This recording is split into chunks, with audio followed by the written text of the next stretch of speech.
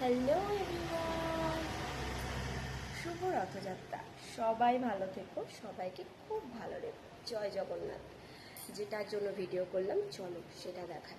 ভক্তবৃন্দদের কাছে আমাদের পাশের বাড়ি ৮ দিন থাকায় এই বৃহৎ অনুদান প্রভুর কাছে আশীর্বাদ স্বরূপ আপনাদের ইহকাল পরকাল মঙ্গলময়।